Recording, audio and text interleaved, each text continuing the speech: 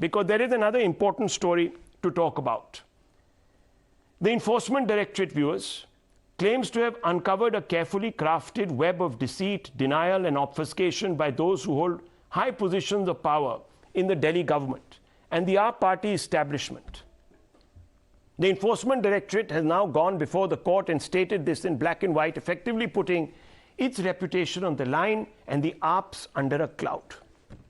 The ED has first alleged that powerful coterie in the AAP and a cartel of liquor barons and bureaucrats systematically tried to allegedly wipe out all traces of incriminating digital evidence after the ED began its probe into the new excise liquor policy.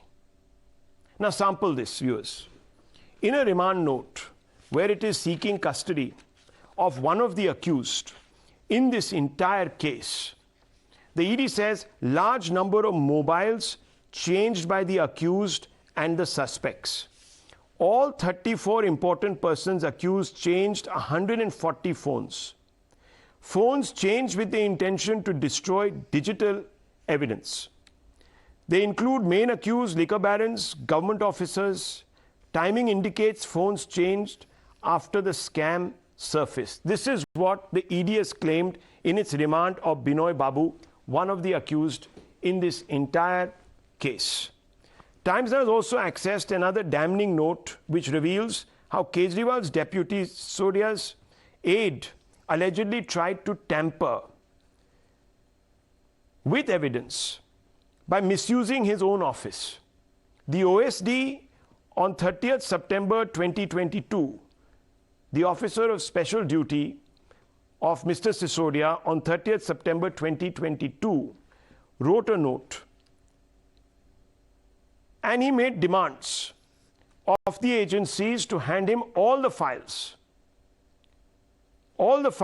related to the liquor policy to be turned over to him while the probe was on. Here's what the letter to the Excise Commissioner, Times Now has accessed, manages to say.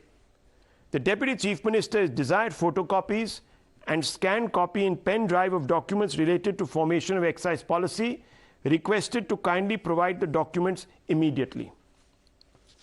The Law Commissioner by then had already handed the Liquorgate files over to the CBI, viewers, and the Enforcement Directorate, and he sought advice from the Finance Department, which then directed the query to the Law Department, and viewers, the Law Department rejected the demand to hand over these files to Mr. Sisodia's deputy. This is what the Law Department said on the September 30th note. It said, matter under investigation by agencies like ED, CBI,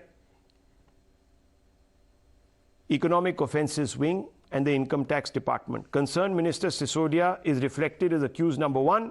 Normal procedure of transaction of business not applicable. Minister not empowered to call for papers from a department now. So let's ask some basic questions here.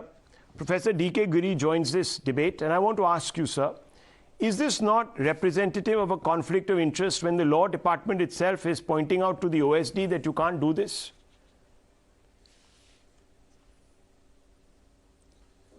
No, the law clearly states that unless someone is convicted and imprisoned for 2 years, he will not lose his membership. Okay. Thereby it means that the minister stays in power. In a democracy, minister is the executive head. And he was not tampering with the evidence. He has asked for the files. Okay. He might have wanted to see something. Unless we want to have a fundamental discussion on who rules the country, whether the ministers or the bureaucrats, I do not know. I'm not a lawyer. I cannot contradict the Law Department. Okay. But as a student of politics and democracy, all I know is that minister is the head of the government. He remains a minister. Okay. He has Quick the right response to call for files. Mr. Kohli on this. National spokesperson of the BJP. Mr. Kohli, a response to Mr. Professor DK Giri. I don't know what Mr. Giri is saying. Mr. Giri has gone somewhere else. The fact of the matter is, why do you need all official documents on a pen drive? If he's a minister, he can refer to his documents and ask for them. The files will come. If it's an electronic system, he can access it. But to ask on it on a pen drive raises a question, are you going to give the pen drive to someone else? And the brazenness of it, you actually issue a memo through your office, which is Mr. Sisodia's office in this case, saying that please send all the documents on a pen drive. I mean, so it's absolutely crazy. It only confirms that this pen drive was possibly meant to give to somebody else, because eventually the policy was favoring a few. It cost Delhi revenue, and eventually the policy is dunked and the old one comes back.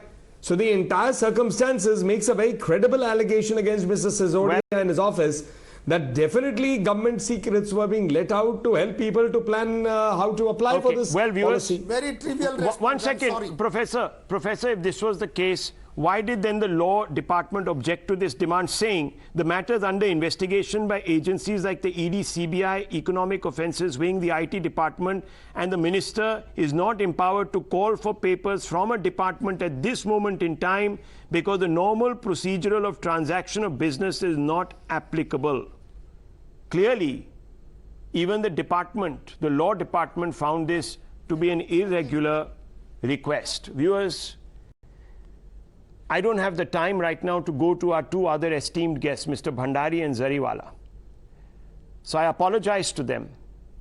Unfortunately, the previous debate took a little longer than anticipated. But viewers, these are some questions that are being raised not by Rahul Shivshankar. They are being raised by the law department that shot down this request. Did Mr. Sisodia, an experienced hand in government, not know that this perhaps was not the normal procedure of transaction of business once a probe is ordered? He hasn't answered. He's only said, instead of diversion, ask them to answer what have they found in the probe so far. Their own people were caught in Telangana, some of their own caught with 100 crores. Whom did Modi ji take the 100 crores from? He hasn't answered. He's deflected. I leave it for you to judge, viewers. News are coming up.